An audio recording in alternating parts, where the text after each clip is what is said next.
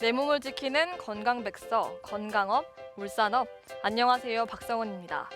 피부 노화는 눈부터 시작한다고 하는데요. 눈 주변 피부는 다른 곳보다 비교적 얇고 피지선의 분비가 적기 때문입니다. 특히나 연세가 있으신 분들은 눈 밑이 볼록 튀어나오고 또 처지는 증상 때문에 고민하시는 분들 많은데요. 없앨 수 있는 방법이 없을까요? 건강업 울산업, 오늘은 처지고 주름진 눈밑을 바로잡는 하안검 성형술에 대해서 자세히 알아보겠습니다. 이강길 전문의와 함께합니다.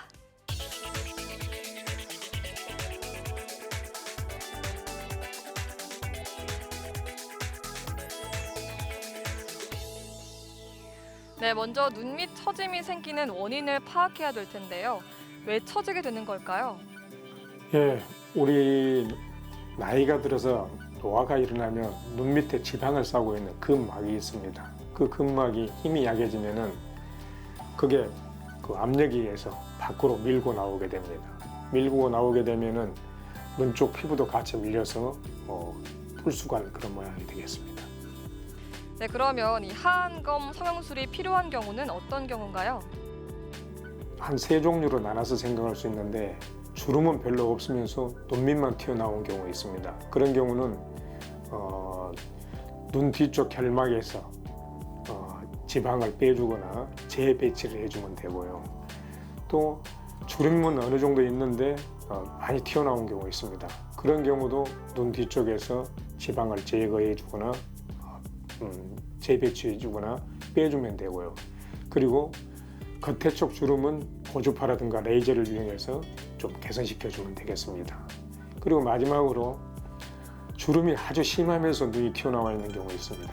그런 경우는 눈 겉에서 늘어진 주름을 제거하면서 그 튀어나온 지방을 필요에 의해서 빼주기도 하고 재배치해 주기도 하면 되겠습니다. 네, 눈밑 지방 재배치 수술과 또 하안검 성형술을 같은 수술이라고 혼동해 하시는 분들도 계신다고 하는데요. 두 수술의 차이점은 무엇일까요? 이건 많이 차이가 틀리는데요. 이것은 따로 수술을 할 수도 있고 보통 같이 수술을 할 수도 있습니다. 우리가 하안검 수술을 한다는 것은 눈밑 처진 주름을 제거해내면서 지방을 빼내거나 또 지방을 재배치해 주는 거고, 지방 재배치는 주름이 심하지 않을 때 결막 쪽에서 지방을 빼게 되면은 눈 주위에 너무 가라앉아 보이기 때문에 이럴 때는 지방을 빼지 않고 지방을 들어가지고 골막 밑에 이렇게 깔아주는 수술이 있습니다. 그러니까 용어적으로도 차이가 있고 시술적으로도 전혀 다른 겁니다. 같이 할 수도 있고 따로따로 이렇게 이루어지기도 하고 그럽니다. 네, 눈가 주변은 피부가 가장 얇고 또 예민한 부위인데요. 이 하안검 성형술을 받은 후에 흉터가 남진 않을까 걱정입니다. 어떨까요?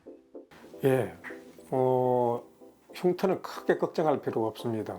물론 수술이기 때문에 흉터를 당연히 걱정하게 되는데, 이 흉을 적게 지게 하기 위해서 눈밑 절개 라인이 한 2mm 정도 떨어져서 합니다. 2mm 정도 떨어져서 하게 되면은 처음에는 수술 자국이 보이지만 시간이 지나면은 수술 자국 걱정 안 해도 됩니다. 그리고 수술 라인이 눈 꼬리 쪽에 이렇게 나가게 되거든요. 꼬리 쪽이 이제 문제가 되는데, 꼬리 쪽은 주름 양에 비례해서 꼬리 쪽이 길게 나가야 합니다. 보통 1cm 정도까지만 나가면은 이것도 흉터 걱정하실 필요가 없습니다. 그러나 주름이 너무 많아서 1cm 이상 이렇게 나가야 주름이 다 제거되어질 경우 있거든요. 이런 경우는 1cm 넘는 그 부위에는 희미하게 흉터가 남을 수가 있기 때문에 가능하면 눈밑 주름 수술은 좀 심하지 않을 때 일찍 해주는 게 좋겠습니다. 네, 그러면 이 하안검 성형술 후에 회복 기간은 어느 정도 될까요? 예, 처음 수술하고 나서 한 3일간은 부기라든가 출혈을 예방하기 위해서 냉찜질을 해주면 되고요. 그 다음에 한 5일 있으면은 실을 제거해 주게 됩니다. 그러면은 바로 이게 자연스러워진 게 아니고 1주, 2주 시간이 갈수록 수술한 부위가 여물어집니다. 그랬다가 한 달째 되면 가장 불편합니다. 꽉 조이고 딱딱하고 벌겋게 수술한 부위가 표시가 납니다. 그랬다가 한 달을 고비로 해서 서서히 또 역으로 풀려갑니다. 그래가지고 한 6개월 정도 돼야 자연스럽게 됩니다. 아마 성형수술 중에서 가장 더디게 되는 속도가 느린 것이 눈밑 수술인 것 같습니다. 네, 그러면 이 하안검 성형술에 있어서 가장 걱정되는 부작용이 있다면 어떤 게 있을까요? 예, 가장 걱정되는 것은 안검 해본 눈꺼풀이 밖으로 이렇게 뒤집어지는 경우가 있습니다. 이 경우는 실제 수술을 하면서 주름을 너무 많이 제거해서 뒤집어지는 경우도 있고요. 또 정상적으로 제거를 했는데도 눈을 고정해주는 인대가 약해서 뒤집어지는 경우도 있습니다. 그리고 또 하나는 정상적인 상황인데 처음에는 괜찮은데 시간이 지나면서 이게 서서히 뒤집어지는 경우가 있습니다. 그런 경우는 부기가 온다든가 그 다음에 상처가 구축이 와서 여물어지니까 그런 현상이 일어나는데 이런 경우는 시간이 지나면 풀리니까 정상으로 돌아갑니다. 네, 하안검 성형술 후에 관리도 중요할 것 같은데요. 어떻게 주의하고 또 관리하면 될까요? 예, 수술하고 나서 처음 3일은 출혈이라든가 부종을 적게 하기 위해서 심장보다 머리를 높게 하고 얼음찜질 같은 게 필요하고요. 또 금연금주도 필요합니다. 이 금연금주를 안 하면 상처 회복을 더디게 하기도 하고요. 또 수술하고 나서 엎드려서 고개 숙여서 책을 보거나 엎드린 자세 같은 건 부종, 눈을 더 붓게 하니까 이런 건 좀 피하는 게 좋겠고요. 또 한 3개월간은 사우나나 찜질방 같은 것은 피하는 게 좋겠습니다. 사우나나 찜질방을 너무 많이 하게 되면 수술한 부위에 필요 없는 실핏줄 같은 게 생겨가지고 붉은 기운이 오래가기 때문입니다. 이런 걸 좀 피해주면 되겠습니다. 네, 말씀 잘 들었습니다. 눈은 노화가 가장 빨리 찾아오는 부위이기 때문에 작은 변화에도 나이가 쉽게 드러나고 또 관리도 어려운데요.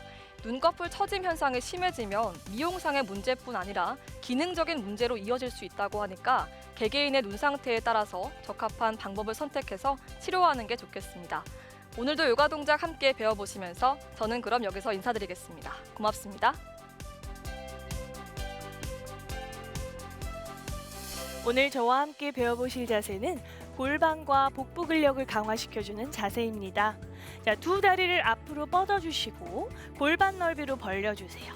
자, 두 손은 골반 뒤로 손끝을 몸쪽에 짚으시며 팔꿈치를 바닥에 내려놓습니다.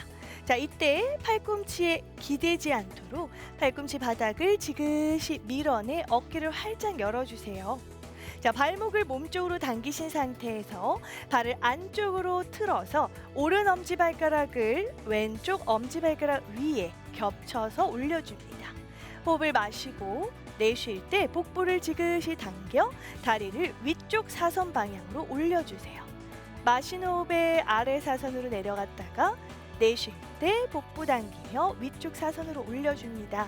자, 이때 뒤꿈치가 서로 모이지 않도록 처음 벌리고 있던 골반 넓이를 유지하신 상태에서 10번 반복해 줍니다.